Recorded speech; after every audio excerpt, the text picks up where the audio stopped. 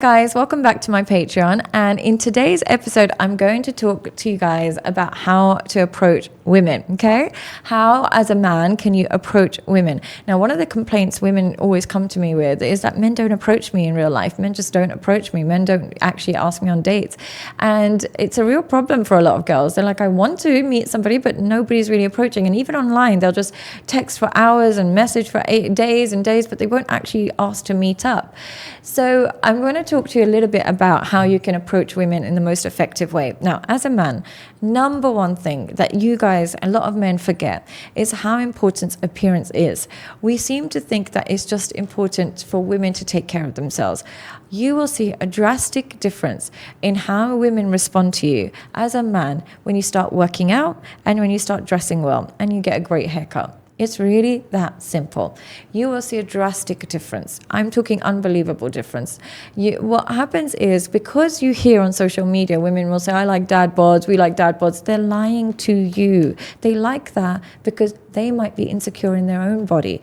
But reality testing and objectively speaking, humans like people who take care of their body. Everybody does, because it's more aesthetically pleasing, and we've evolved to look for people who take care of their body. Yeah, it signals good immune system and good health. So ignore that myth. Get yourself in shape, first and foremost. Even if you're short, tall, whatever, get yourself into the best possible shape. Stay relatively slim, stay relatively muscular, stay in shape. Yeah, it's the biggest game changer there is, possibly. If you're overweight, of course you're going to be anxious approaching women. If you're underweight, of course you're going to feel worried about rejection. But once you take care of that, it will reduce your anxiety and your fear of rejection. So that's the first thing, is get yourself in great shape. Second thing is take care in how you dress. You want to dress in a way, as a man, if you want to attract a really high quality woman, is where the outfit you're wearing could essentially be, you could go into a nice restaurant with it, but you could also just be walking around in the mall with it. It's somewhat appropriate wherever you go. What some men will do is they just dress really scruffy. Outside of meeting somebody or outside of a date, they're just really, really scruffy. And then of course, you're not going to have the confidence to approach a woman if that's how you're dressed. And they're just overly scruffy. So even in your casual gear, like let's say you're wearing a tracksuit, whatever it is, you take pride in your appearance. You still look like you're well kept. You can't switch it completely, like, oh, my days off, I look super unwashed and unkept, and then, no, you've got to take a general level of pride in your appearance. And I say this to men and women. Always take some level of pride in your appearance. I remember people. So the key when you suffer from relationship anxiety and you get this insecurity and you get this anxiety is knowing very clearly how a secure person would act in this scenario and how you're acting, and making sure that you act in a way that would lead you more towards security, okay, and secure attachments. And that's what I'm going to teach you. So the first thing with the difference between secure and insecure people in relationships is secure people pay attention to the smoking guns. They pay attention to deal breakers. And what I mean by this is secure people will see when a person is acting inappropriately. They'll see when a person is not somebody that they can trust. They see when a person is not reciprocating their level of attachment, commitment, all of those things. They measure that in the very early stages. And in those early stages, they simply don't attach to people who disrespect them. They simply don't find people who are not nice to them attractive. They don't feel the need to earn and beg somebody to attach to them back. They just let go. They just don't find that person attractive. What insecure people will do is see all of the red flags, see all of the smoking guns in a person, and attach more to that person. Actually, how do you become a more secure person in a relationship? If you are somebody who gets super, super anxious, super, super jealous, super, worried about, your relationship, and it starts to preoccupy you, and your relationships are just difficult for you, they're filled with anxiety and pain, here's how you become a more secure person. Now, the first thing I've noticed about people who really suffer in relationships, that tend to suffer the most in relationships, are people that don't have friendships. you have no idea how valuable having friendships are, because the only way you'll ever have a willingness to walk away from a toxic relationship is when you have an alternative support system. And that alternative doesn't have to be another man or another woman. It can just be platonic friends and family that you spend time with. People without that suffer the most in relationships. Now, in my personal experience of why men cheat on their partners and so on and so forth, what happens is there's three main reasons that they give, but the underlying reason is a different one, okay? So the main reason that they give me is there's a lack of intimacy. You're just not sleeping with each other.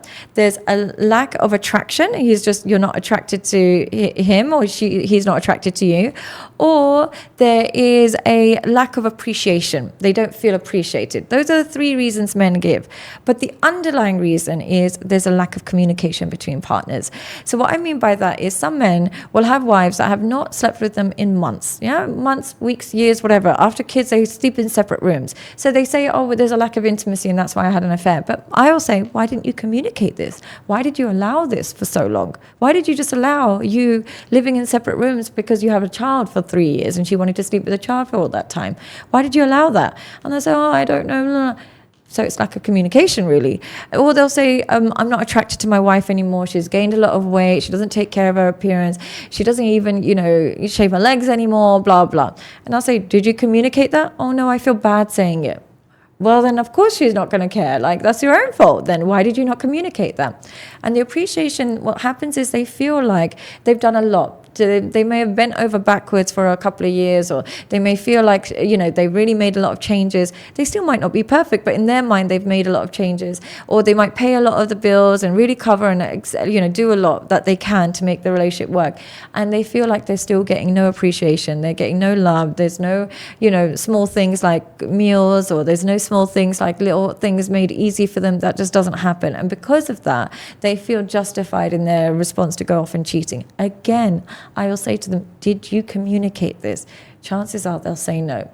Now, another thing that I have noticed is one of the worst decisions as a woman you can make is dating and marrying a man that can't make decisions. And definitely can't make good decisions, but can't make decisions. And somebody who's not a decision maker will slow down your life in every way, shape, and form. And what I mean by this is if you meet a man that takes 10 years to decide if he wants to commit, who takes 5 years to decide whether he wants to label it, can't decide if he wants to have kids or not, can't decide where he wants to live, it takes him forever, you end up having to make all the decisions, or he just can't make any decisions, and he just, he's just second guesses everything. He doesn't have the confidence to just make a decision. Do not be with a man like this. You will ruin your life. I promise you, you will never progress in any way, shape, or form, because these men can't even lead their own life. They don't even know how to make their own decisions. How are they going to make decisions for you and for the family? They just can't do it.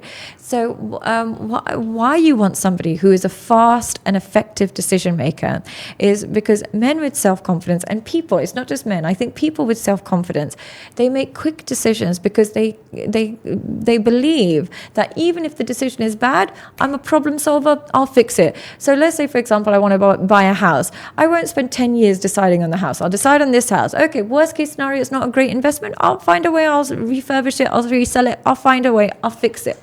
They're fixers. But men who can't make decisions, the real problem is they are not problem solvers. They think that if they make a bad decision, it's a bunch of new problems, and then what will they do? And then they just overreact to the idea of that. So you really want to find a man who is a really good problem solver and decision maker. Without that, you will really suffer. Okay.